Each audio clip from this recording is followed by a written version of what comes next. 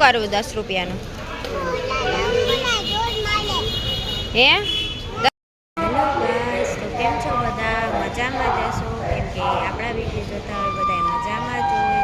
તો અત્યારે વાગી ગયા છે 4 અને અમે પહોંચી ગયા છીએ જામનગરથી અમદાવાદ. અમે જઈ રહ્યા છીએ હૈદરાબાદ શંકર ભગવાનના દર્શન કરવા. અમારી અમદાવાદથી હૈદરાબાદની ટ્રેન છે 8 વાગ્યાની. ત્યાં સુધી વેઇટ કરવું પડશે, પણ વેઇટિંગ એરિયા અમને મળ્યો નહીં એટલે અમે બહાર જ છે ને વેઇટ કરી છે. તમે જોઈ શકો છો કે તહેવારનો ટ્રાફિક કેટલો છે.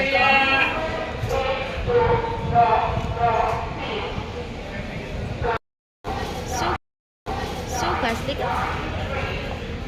શું ખાસ? ગુડ મોર્નિંગ કહી દે. ચાલો ઢોસો ખાવા.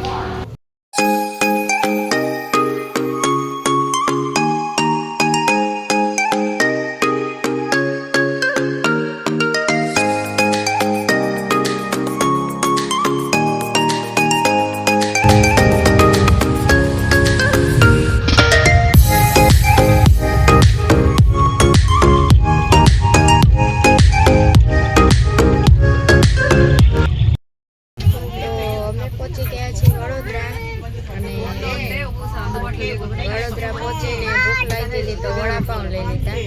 બતાવું વડાપાઉં તમને કેવા મળે. જો આવા છે ને વડાપાઉં મળે અહીંયા. નહીં ચટણી કે નહીં મરચાં કે કંઈ નહીં, આવા વડાપાઉં મળે. અને આપણે ગુજરાતીની તો તમને ખબર છે કે ચટણી તો જોઈએ જ તે. અમે પહોંચી ગયા છીએ સુરત રેલવે સ્ટેશન, તમે જોઈ શકો છો. અને આ બધા જુઓ કેટલો બધો લગેજ લઈ આવે.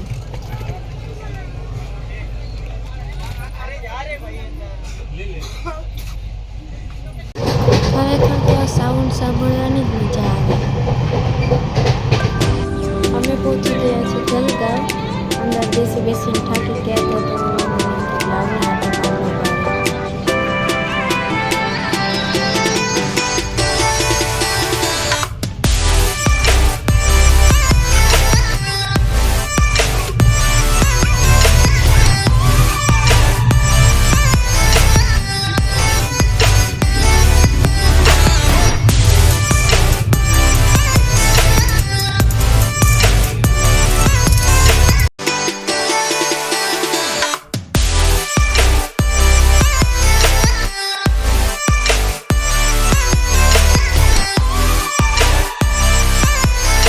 આ બસ સ્ટોપ છે, તમે જોઈ શકો છો. અહીંયા લાસ્ટ સ્ટોપમાં તમને છે ને શ્રીશૈલમ જવા માટેની બસ મળશે.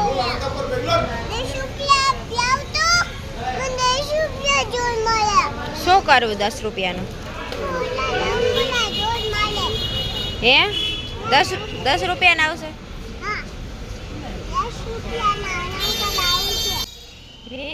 बच्चे मन के सच्चे सारे जग की आँख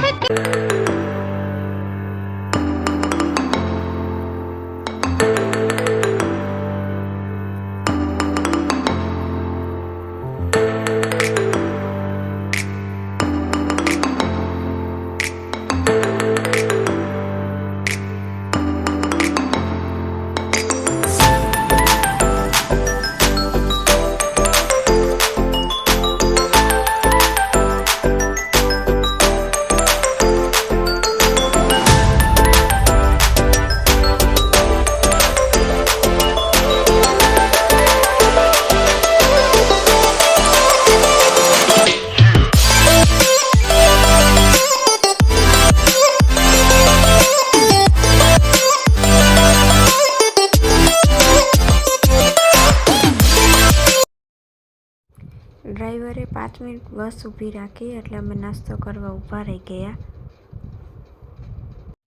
અને અહીંના લોકો મરચાંના ભજીયા બહુ જ ખાય અને બહુ જ ભાવે.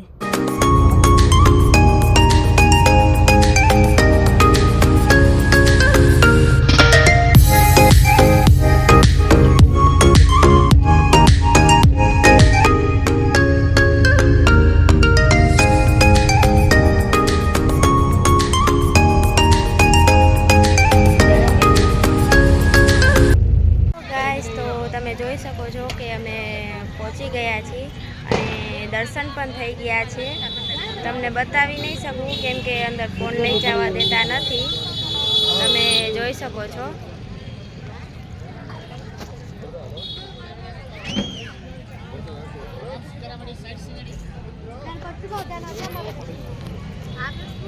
તો દર્શન કરવામાં ટ્રાફિક તો બહુ જ હોય છે.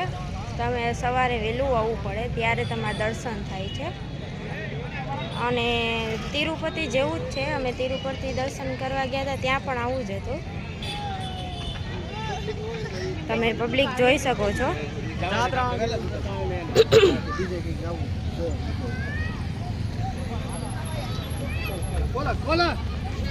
તો હવે અમે જઈ રહ્યા છીએ બેગને લેવા કેમ કે હવે અમારે રિટર્ન થઈ જવાનું છે.